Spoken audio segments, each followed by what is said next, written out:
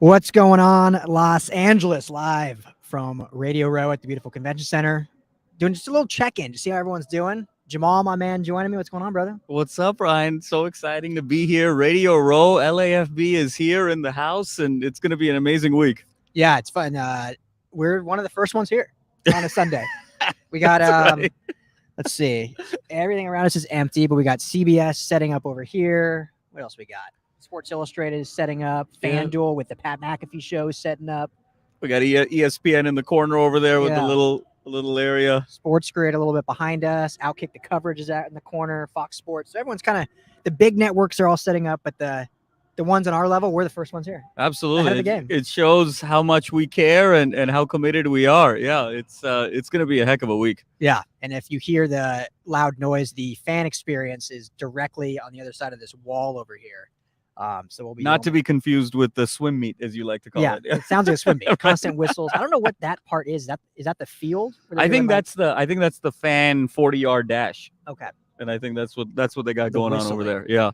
What'd you think of that? We went through there when we were trying to find our way here. What do you think of the Fan Fest? Your first experience? I think it was really festive, a lot of lights. It felt a little bit like Vegas. There's no Mhm. windows, a lot of lights, lots going on. Some fun things for the kids, a little bit of shopping. There was even some Jenga, which was interesting. So Yeah.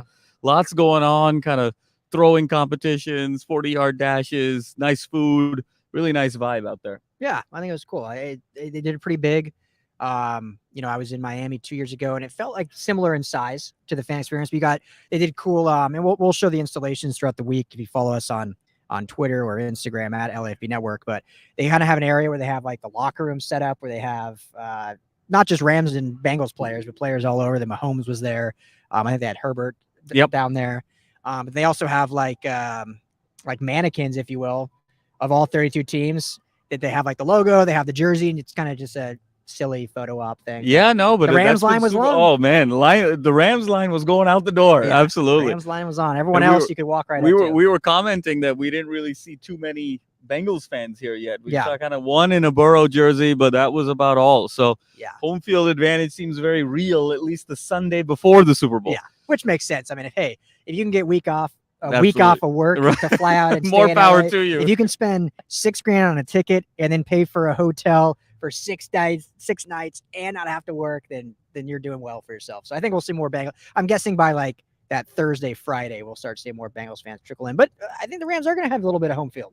For sure. I mean, how can you not? I think especially with how dramatic the playoff run has been. I mean, obviously knocking off Tampa and the way they did, and then the huge win with the Niners, and especially given the fact that the whole city has just rallied around the Rams again. Yeah. And I think it's kind of been like a renaissance period too, because I think it's a lot of the older fans who were huge diehard Rams fans until '94 when the Rams went to St. Louis, now have come back. So I think the home field advantage is going to be real.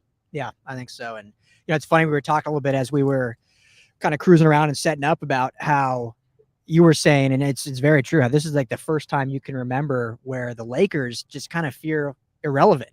And so I want to ask you about that, but it kind of, we were talking about how, obviously they're not doing well, 2 games under 500, but I think, and this is just my opinion, obviously I'm a football guy, but I think part of that too is because the Rams have been doing so well that everyone's like, well, at least we got football to pay attention to. And it's always going to be a Lakers Dodgers town, but I think the Rams are really creating, and I've talked about this a bunch over the last 2 weeks, but they're really creating a strong fan base, and winning obviously helps. No question about it, Ryan. It's as an LA native, it's amazing to see the vibe in the city.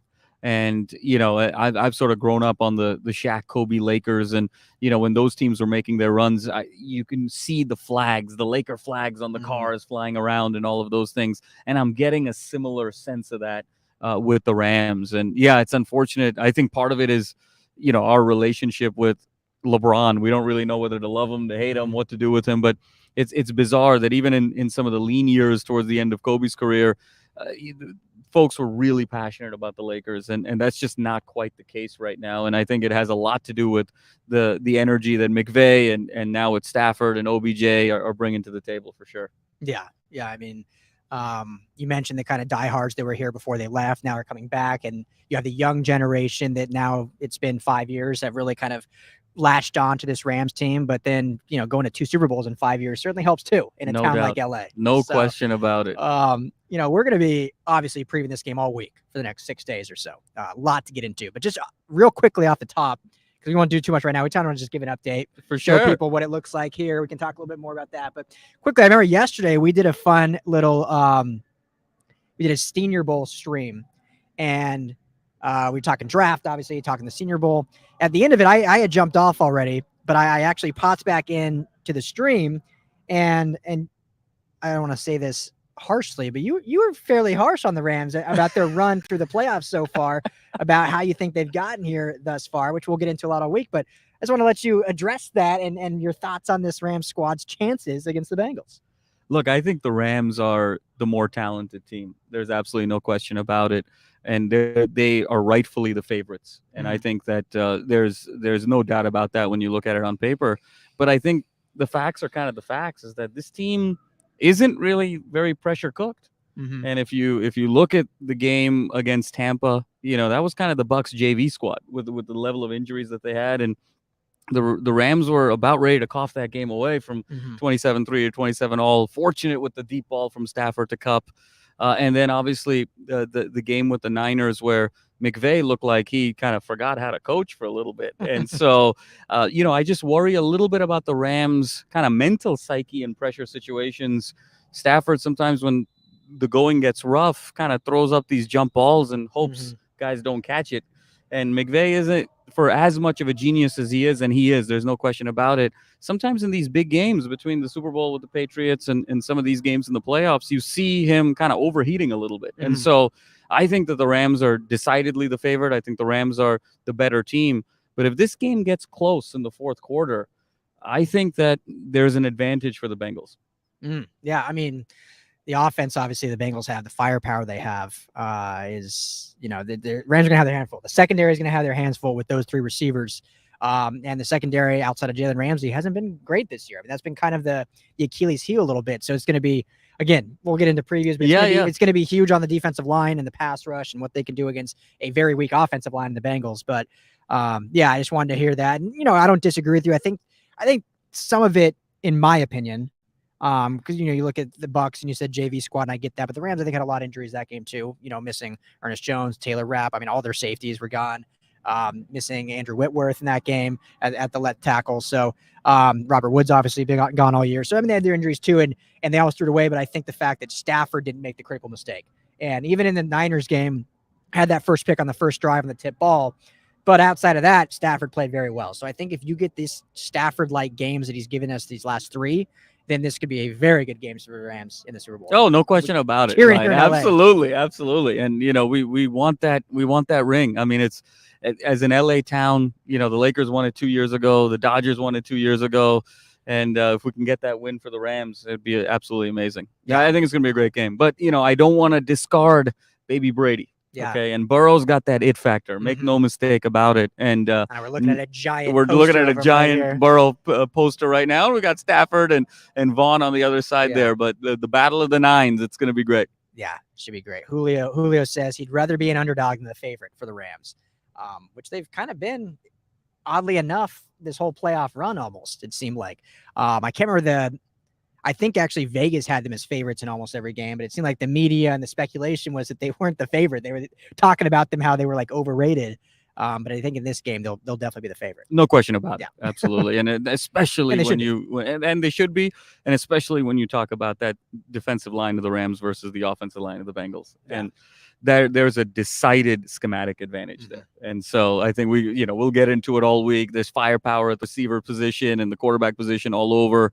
But that is one deficiency that is glaring for the Bengals. And if the Rams can exploit that well, they should be in good shape. Yeah, absolutely. So let's just talk quickly. We'll do a quick one today, but what's on tap for this week? What do we got playing? I think we got some fun things that's going to go down here all week long. Ryan, we've got some fun interviews. I don't know if I want to sort of spoil it all out there. We can tease it. We got some ex-NFL legends. We got some serious social media influencers.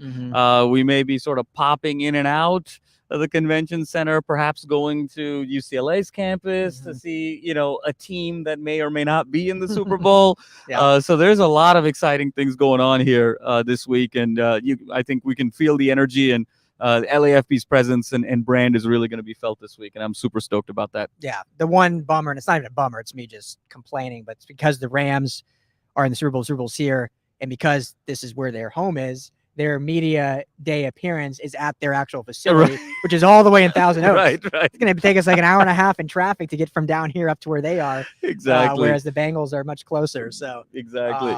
Yeah, it's just I remember getting that email. I was like, well, that's gonna be fun to get. Yeah, on a Friday. Well, there are worse things. Things. Absolutely. So we'll see who we send out to that. We'll see who we tell them to brave the traffic to get out there. But yeah, we got great guests already lined up. Obviously, we're going to be just tackling on a bunch more, pun intended. It's just going to be a blast, I think. So much media people here. And once this place gets humming, which for those who've never really paid attention to Radio Row, Thursday, Friday, even late Wednesday is when it really gets humming. You see people cruising around. It's loud. It's noisy. It's just so much fun. And you get people on that you would never expect to get on. And you just get the funnest. And I remember having a couple comedians on last time. And that was just a blast. Just, you talk a little different than what we talk about all the time. Absolutely. On these shows. So I think I think sometimes what gets lost in Super Bowl week is just what a huge event this is on the world stage, where obviously football takes center stage, but there's so many other things going on from an entertainment standpoint. The biggest brands in the world are using their Super Bowl spots to debut new products, talk about new companies, new opportunities. Advertisers are winning Cannes Lions off of what happens on Sunday. Actors, entertainers. The halftime show is going to be absolutely spectacular and true to LA, which is going to be very exciting. So it's music, it's entertainment, it's advertising, it's media, all sort of with the icing of the cake that is football. And so that's, you get this meld of very exciting and eclectic organizations. I mean, we got a table next to us, from folks from Spain, from Mexico, all over the world. Yeah. So it's really exciting to see the world stage. Yeah. Yeah. It's huge. It's just gonna be a great week. Great week. Ending with a great game, hopefully, and a win for the Rams. We will be, for those that have not heard yet, we'll be announcing it all week, but we are doing a watch party at Surf Ridge Brewery in El Segundo. We'll get you the details on when doors will open, probably around noon or so. I think the game kicks off at 3:30. But yeah, we will be there. It's a free event. Doesn't cost anything. We just want you to come hang out with the Ramley, have a good spot that's right near the stadium. We're 7 miles from the stadium. We're going to have some raffles and giveaways going on. So that's going to be a blast. Too. That's going to be such a blast. Surf Ridge is such a beautiful place, such a beautiful location, indoor, outdoor space. It's just going to be a great time. Come on by with the LAFB family, with the Ramley, and it's going to be great food, great beer, and obviously a great game. Totally. And all week too, we this is the fun logistics of this. So we get for this week, we're getting sponsored by Golden Road, obviously our big beer sponsor. And so we've got to find a way to get that beer in to this place, which is very high security and usually no food or beverage. So we're the headspace is working how we're getting the headspace, because we want to have a beer here. We channel my Jason Bourne, and figure out how to do this. Yeah. And I don't know. We'll figure it out. We'll figure it out. Absolutely. If anyone knows any decoy cans out there, how to do that, how we can get 110 beers in decoy wise, that'll be good. Because we want to have a beer here. We're gonna be the only ones. It's like the old hilarious movie Superbad, where Jonah Hill's like, putting all the beer in the what was it, the dishwasher Tide, liquid, laundry detergent. Exactly, laundry. Yeah. He's carrying the laundry detergent out. Hey man, we might have to channel our inner Jonah. Let's see what happens. Okay. Yeah. It would defeat the purpose of a beer mid, but we get the beer in here at least. Exactly. And we can at least be drinking with our guests, which is. We're just going to be partying here. It's going to be a good time. It's going to be a great time. Absolutely. So, Jamal's here all week. I'm here all week. Ryan Anderson, if you guys don't know him, is our Rams beat writer. He's going to be here all week. Will Decker, who runs our Bruins Bible podcast, does the Draft and Session podcast with Jamal here, gets in Wednesday. Absolutely. And Dan Wolkenstein, who does Charters Unleashed podcast, is also getting here Wednesday. So we've got you covered all week long. Make sure you're subscribed to LAFB Network on YouTube. Hit up all of our shows wherever you get your podcasts, or what's easiest is just go to lafbnetwork.com and you can find everything there you need. So, last thing before we sign off, Julio says, Jamal, you're making me pessimistic about the Rams. Oh, Julio, no need for pessimism at all. Just look back that we've got the advantages at defensive line. We've got advantages at the coaching position, and I mean, honestly, we're striking fear in the hearts of every defense in the NFL when you've got Cooper Kupp on one side and OBJ on the other side, and good Matthew Stafford, and hopefully Tyler Higbee's and Tyler Higbee, and we got hopefully. Akers, we got Sony Michel, we have Darrell so many Henderson will be back. pieces. Darrell Henderson. We're going to be in a great spot here. But, Greg Popovich, the great coach of the Spurs, says you always want to have a healthy amount of fear for your opponent. You don't want to be too overconfident. And so we want to have a healthy amount of respect and fear for what Burrow brings to the table. And we just got to play our A game. Let's put it this way. We play our A game, we're winning. The only way the Bengals can win is if the Rams play their B game or below. So we bring the A game. We're bringing the first Super Bowl to LA for the Rams in history, and it's going to be a historic Sunday. So hopefully, Julio, I've given you a shot of some confidence juice, and we're going to feel good about it. I love it. I'm just so excited, man. Yeah, man, it's amazing. So excited. So, with that, I don't know if there's anything else you want to add about what we've seen so far, or we're good to cap this off. Nice, quick, easy. Just saying hi. What's up, Charlie? What's going on? I'm saying what up. So love it. Julio said yes. Thank you. Feels good. Oh God, I'm glad. I'm very, very glad. Good. Tomorrow we'll be back early. We'll be broadcasting. I think we'll do probably just a couple live broadcasts throughout the day. Absolutely. That's how we're gonna phrase it. So we'll put out some tweets. Follow LAFB Network on Twitter about a schedule for tomorrow. And we'll kind of change that up every day. Just see what works best. See what everyone likes. We'll be back in tomorrow. Absolutely. And it's a privilege to be here. It just feels like the center of the media universe for the next week. And Ryan, legend, I'm just so excited to be doing this with you and our team. Me too. I just need a jacket. It's freaking cold in here. 80 degrees outside and 55 inside. It's like an ice box. So last thing I got to say, though, we said this when we were walking.